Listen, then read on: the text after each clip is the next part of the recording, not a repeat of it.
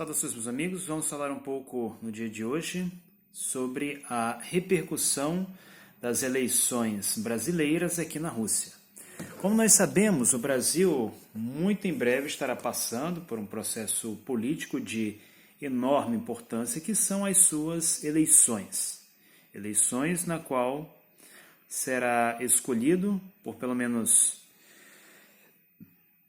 mais 4 anos, pelo menos a princípio, o próximo presidente do Brasil.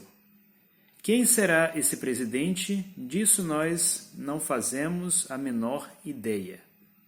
Se é que realmente nós iremos ter um presidente e não um autocrata, digamos assim. Entretanto, o fato é que, antes mesmo de falar da Rússia, as eleições no Brasil têm despertado uma grande preocupação entre investidores e empresas dos mais diversos ramos.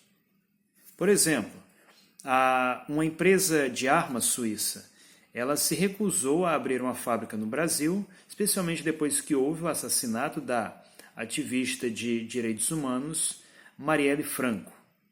Não apenas ela recusou, como alegou que não iria, ser cúmplice de um banho de sangue no Brasil, uma vez que hoje no Brasil nós sabemos que há pelo menos 60 mil pessoas morrendo a cada ano devido à criminalidade e devido ao grande número de armas de fogo. O Brasil se tornou um país extremamente violento, um país extremamente perigoso para se viver, um país, muito perigoso, inclusive em seu aspecto moral e espiritual. Moral e espiritual, porque hoje, no Brasil, as pessoas estão matando outras pessoas por qualquer bobagem. Matam por causa de candidato, matam porque um arranhou o carro do outro, matam porque um rasgou a foto do outro, matam porque por uma série de coisas, sem falar em crimes passionais, crimes relacionados a narcóticos. O Brasil é muito violento e, infelizmente, não só na Rússia, como em toda a Europa, o Brasil tem a má fama de ser um povo muito temperamental, ou seja, um povo que facilmente pode ser arrastado para o ódio. É certo, claro, que alguém pode dizer assim: mas na Europa teve 2 guerras mundiais. Sim, mas vamos lembrar que um dos iniciadores dessas guerras mundiais era também um indivíduo extremamente temperamental e emotivo. Aqui na cultura russa, as pessoas geralmente têm muitas ressalvas quanto a pessoas que demonstram um comportamento emotivo demais. E isso não é por acaso. Voltando aqui ao Brasil, não apenas uma empresa suíça se recusou a abrir uma fábrica, como também a Alemanha, empresários alemães, para ser mais exato, eles disseram que não iriam investir num Brasil fascista, digamos assim. Essa foi a reportagem que saiu no jornal alemão Deutsche Welle, ou simplesmente DW. Eles estão muito preocupados agora com a radicalização da política no Brasil, com o extremismo político, e aqui na Rússia não é muito diferente. Aqui na Rússia, a TASS publicou ainda no início do ano de 2018, em meados de fevereiro, março, uma matéria sobre um dos candidatos que agora aparece com grandes chances de vitória, que é o candidato Jair Bolsonaro. A reportagem da TASS se refere a um homem extremista, extremamente radical, cujo radicalismo atrapalha até mesmo na hora de fazer alianças com outros políticos de direita. Ele é descrito como um indivíduo que adora polêmicas, que insulta mulheres, que insulta pessoas que não concordam com seus pontos de vista e se apresenta como um indivíduo completamente desequilibrado. Essa é a TASS, quer dizer, a antiga agência de telégrafos da União Soviética, um jornal muito antigo, como o próprio nome sugere, já da época da União Soviética, que hoje é um dos principais veículos de mídia da Rússia. É muito importante lembrar que não só a TASS publicou essa matéria, que a proposta se encontra disponível em russo, como também a Sputnik. A Sputnik, por exemplo, publicou uma matéria sobre um pogrom. Ela utilizou exatamente esse termo para se referir à expulsão de imigrantes venezuelanos de uma cidade na fronteira com a Venezuela. Até mostrou um vídeo no qual moradores não só atacam, como incendiam um acampamento de venezuelanos e os expulsam das fronteiras do Brasil.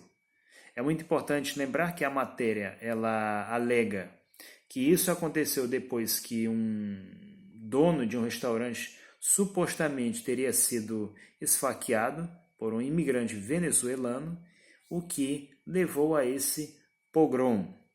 Pogrom, para quem não sabe, é quando, digamos, como também é chamado linchamento, quando você junta várias pessoas, geralmente para atacar outras pessoas indefesas, e promover assim diversos atos de violência. E por falar em pogroms, é exatamente isso que hoje vem promovendo os eleitores de um determinado candidato. Só para vocês terem uma ideia do fanatismo dessas pessoas. Aqui na Rússia eu tenho uma amiga que mora aqui, ela é casada com um russo, e em razão dela ter se casado com um russo que é que ele inclusive é meu amigo, é uma pessoa muito trabalhadora, não tem nenhum problema nem com a justiça russa, nem com a justiça brasileira. Infelizmente foi inclusive assaltado no Brasil. Ele chegou a aprender a língua portuguesa, de tanto que ele gosta do Brasil, da cultura brasileira, e o pai dela simplesmente rejeitou. Até hoje ele não fala mais com ela porque a acusa a filha dele, no caso essa minha amiga brasileira, de ter fugido com um comunista, né, de ter se casado com um comunista, de ter se envolvido com um comunista. Quer dizer, vejam só como é a mentalidade de uma pessoa dessas. Eu nem preciso dizer quem é o candidato à presidência deste cidadão, que eu espero nunca ter a infelicidade de conhecer.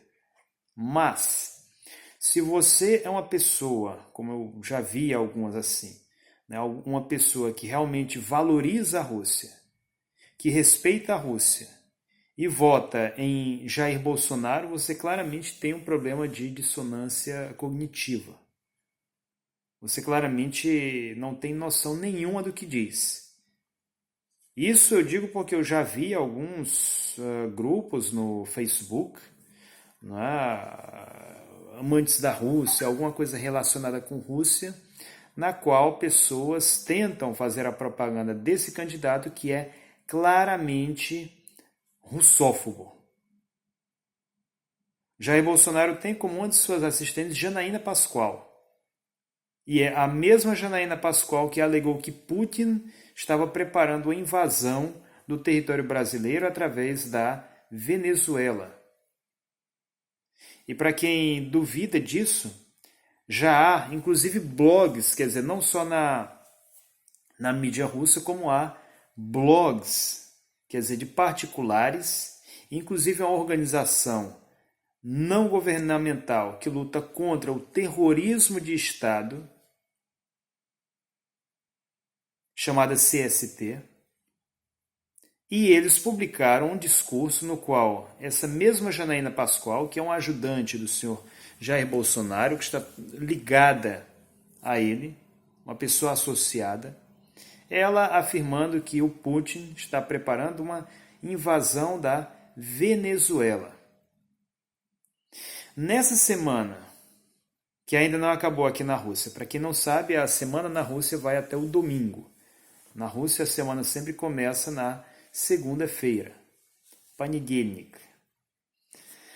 E nesta segunda-feira, o famoso ativista social russo Nikolai Starikov, ele fez uma apresentação de um livro seu sobre a russofobia, né? Ненависть, хроники russofobia, ou seja, ódio, a crônica da russofobia. E na apresentação desse livro, o que ele comenta? Ele comenta que, a partir do momento em que aconteceu um golpe de Estado contra a presidenta legitimamente eleita Dilma Rousseff, mascarado de impeachment. Então o Brasil reduziu significativamente, em até 80%, a sua participação nos encontros do BRICS. Essa é uma afirmação feita por um ativista social russo muito próximo, inclusive pro-Putin, né, muito popular, muito conhecido, integrante da inteligência, ou seja, da intelectualidade de São Petersburgo. Ele fez essa afirmação quando eu questionei sobre um possível futuro do Brasil dentro do BRICS. E, infelizmente, não apenas eu, como diversos jornalistas aqui na Rússia começaram a perceber, esse futuro está ameaçado. Está ameaçado apesar de que muitos jornalistas na Rússia adotam a estratégia de falar pouco para, digamos, não prejudicar as relações entre Brasil e Rússia. Apesar disso, o número de matérias sobre o Brasil que, digamos, tem apresentado preocupações com relação ao seu futuro político e, evidentemente, econômico, porque política é economia, né? A famosa estratégia do falar o mínimo possível para manter uma política de boa vizinhança. Ultimamente tem surgido mais artigos na mídia russa, em geral em língua russa, apesar de que mesmo em língua portuguesa, no Sputnik, criticando a radicalização, os rumos políticos que têm sido adotados na República Federativa no Brasil. Pessoalmente, eu acredito que a Rússia deveria sim pressionar o Brasil, a mídia russa deveria falar mais do Brasil, denunciando a radicalização, o extremismo que está em curso no Brasil, o que pode ser muito perigoso para o Brasil, não só no plano econômico, como também no plano político. Porque hoje nós temos um candidato que manda os seus eleitores, manda os seus minions perseguir, cometer assédio,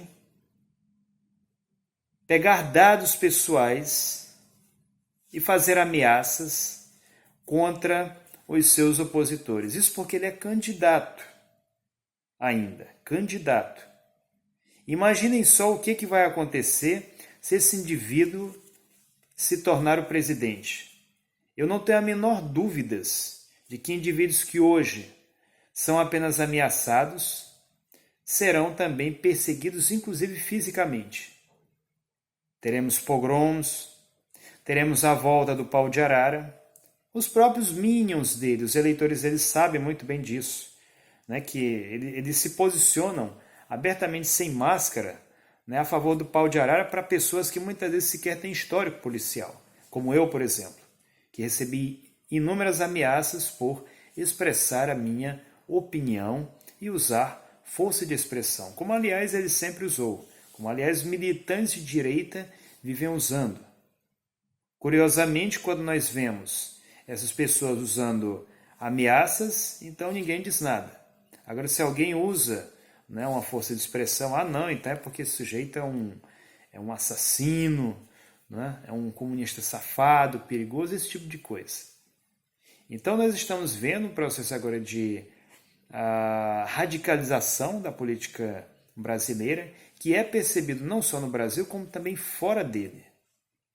E eu não tenho a menor dúvida de que os últimos acontecimentos, referentes, por exemplo, tanto ao incêndio do Museu Nacional, como o atentado, o suposto atentado contra Bolsonaro, que possui inúmeros indícios de uma fabricação, se não de uma teatralização, mas de outros grupos ainda mais radicais que o próprio Bolsonaro, que visam assumir o poder, né? Organizaram uma coisa que nós podemos comparar com o incêndio do Reichstag.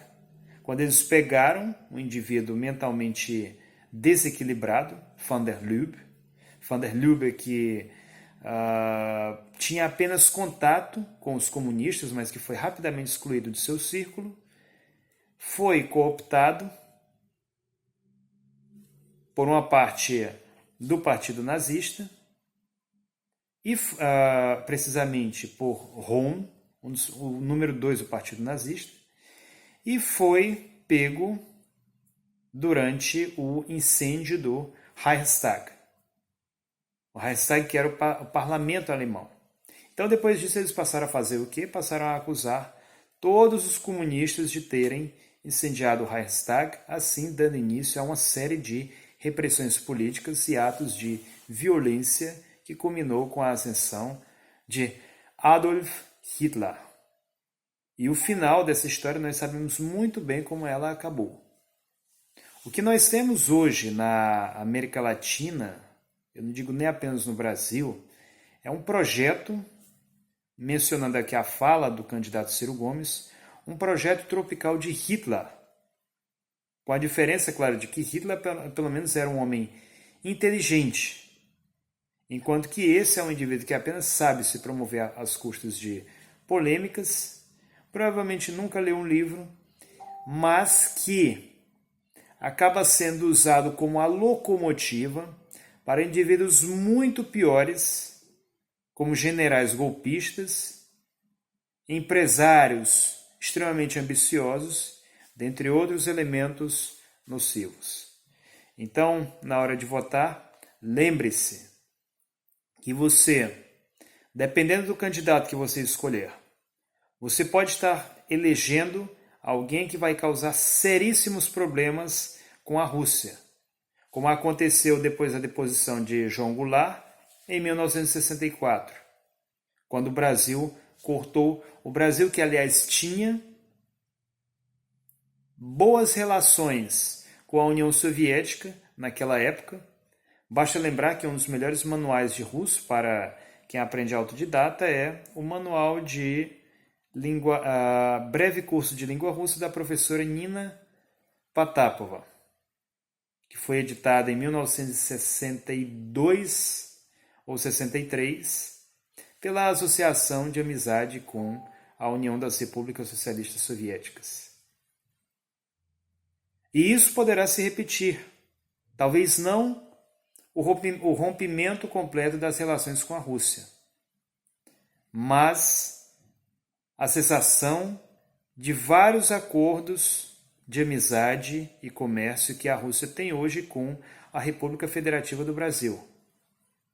Basta lembrar que hoje, para um brasileiro, é muito fácil ele vir à Rússia. Ele não precisa nem de visto. Para um brasileiro estudar na Rússia, isso é relativamente fácil. Tem até programas de bolsas de estudo. Um brasileiro que vem à Rússia, geralmente ele é muito bem tratado e é muito bem visto. As pessoas olham, veem o seu passaporte, esse cara é do Brasil. O Brasil tem relações muito boas com a Rússia.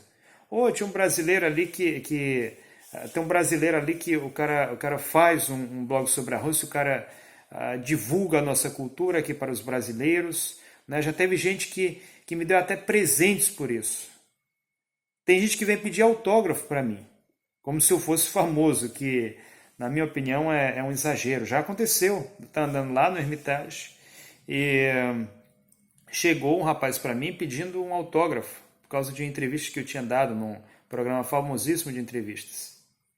Já aconteceu de um policial, um oficial da polícia aqui, me presentear com um cinturão de oficial de 1936, porque ele aprecia o meu trabalho como reencenador histórico. Trabalho entre aspas, né? Porque isso é feito de forma voluntária. Aqui no Brasil, muitas pessoas adoram brasileiro.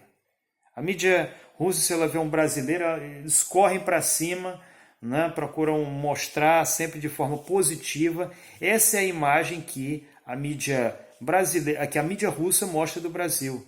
O que, infelizmente, nós não vemos acontecer na mídia brasileira, né? Que pegou cidadãos russos, difamou o máximo que pôde, acusando-os de contrabandistas, de criminosos e que foram depois inocentados, voltaram à Rússia. Indivíduos que podiam muito bem ter ficado com ódio do Brasil e que eles estariam no direito deles se isso acontecesse, mas acabaram ajudando na libertação de um brasileiro que foi detido aqui na Rússia.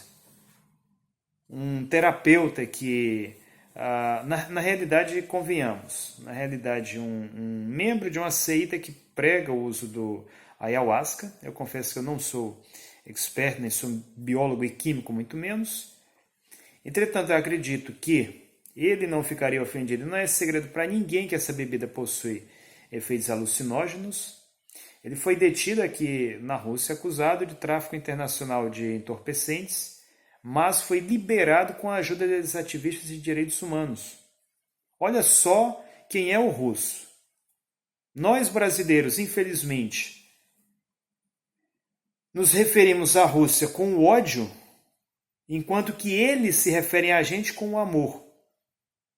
E isso não acontece, a propósito, só com o brasileiro. Uma das ideias centrais do livro de Nikolai Starikov, Nenavist, a crônica russofóbica, é exatamente a ideia de que enquanto muitos países do mundo eles estão se referindo à Rússia com todo o ódio possível, a Rússia procura sempre se referir a eles de forma cordial.